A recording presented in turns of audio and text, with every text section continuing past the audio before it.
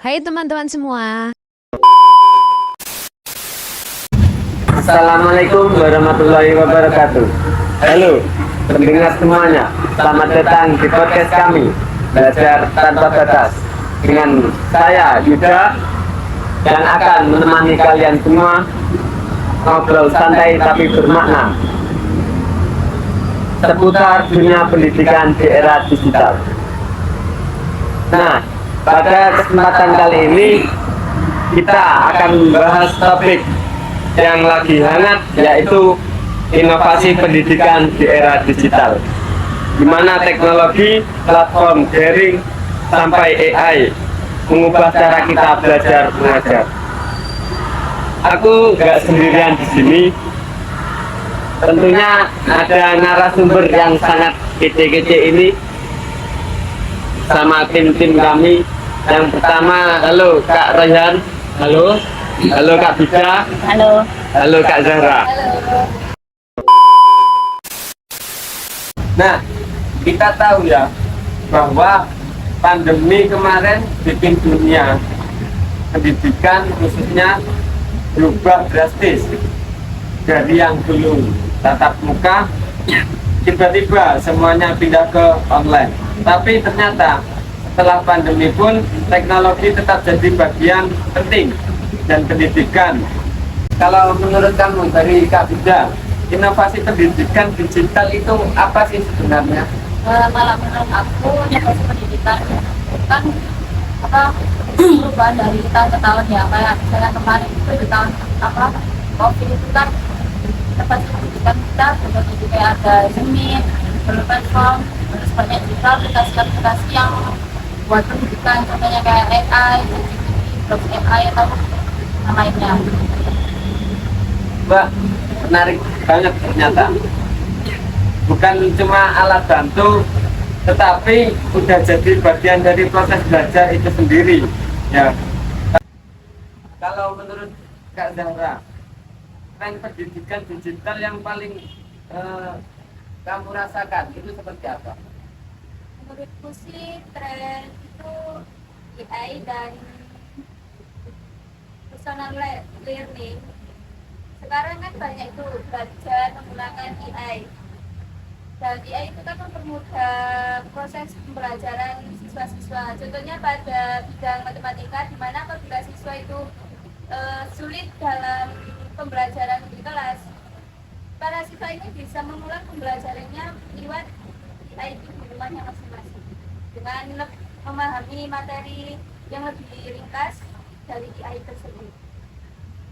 Sekarang sistemnya itu sudah kayak seperti tahu kita banget seperti itu. Kalau dari Kak Rayhan, ada contoh nyata atau tidak inovasi digital di pendidikan yang menurut Anda?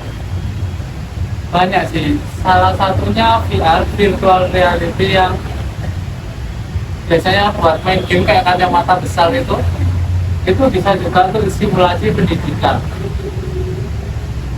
Misalnya siswa yang ingin belajar sejarah, mereka bisa lewat VR itu datang ke museum, jadi nggak datang ke museum secara langsung. Nah, itu tadi penjelasan dari narasumber kita mengenai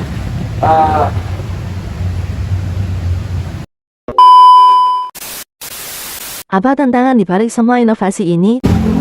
Kalau saya lihat itu tantangan besar di pendidikan itu jangan akses, karena nggak semua siswa itu mendapatkan akses pendidikan. Contohnya kayak misalnya di kota itu kan ada internet, wifi dan lain-lain itu kayak lancar. Jangan kalau misalnya di desa itu nggak itu lancar gitu kan. Jadi itu mungkin jadi tantangan.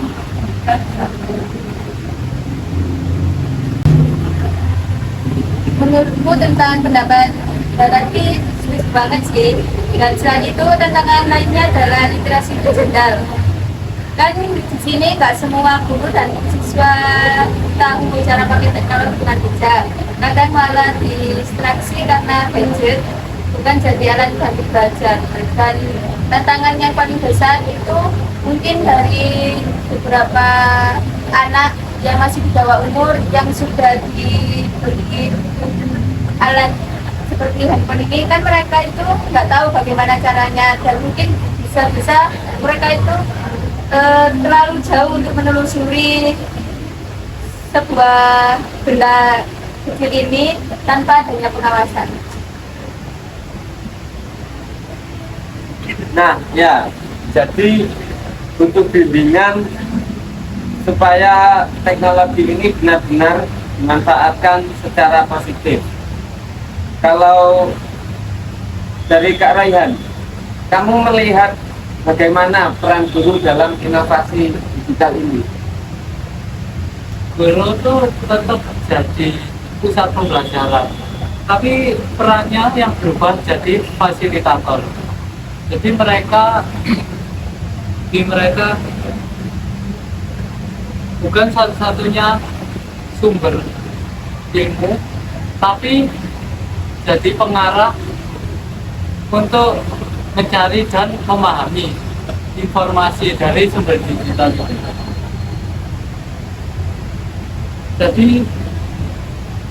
Jadi guru juga harus tetap belajar dan melek tentang dunia digital. Wah, keren sekali.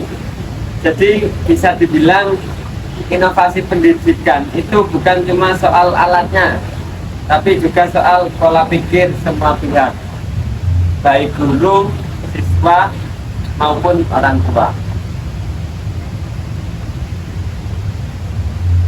Kalau dari kalian sendiri sebagai mahasiswa, gimana sih cara kalian memanfaatkan inovasi digital buat belajar lebih efektif? Kalau sih biasanya aku juga pakai AI, cuman aku sekali biar nggak asal pakai informasi dari AI tersebut, soalnya kan takutnya ada salah kemana dengan sesuai. Nah, jadi ada bantuan dari AI tersebut terus aku sekali. Kalau aku sih lebih pakai ke Google Scholar ya, kemudian di jurnal atau artikel untuk menyelesaikan tugas-tugas kampus.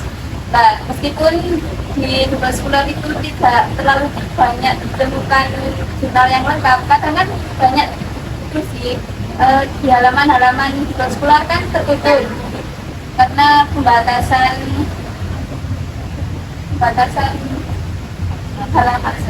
pembatasan akses. Nah, namun dari situlah letak asiknya untuk mencari terus menelusuri semua jurnal-jurnal untuk menyelesaikan sebuah masalah. Aku malah sering belajar lewat YouTube, podcast di YouTube. Jadi waktu belajarnya lebih fleksibel, bisa di mana aja. Nah, ini contoh yang sangat nyata banget di mana inovasi pendidikan digital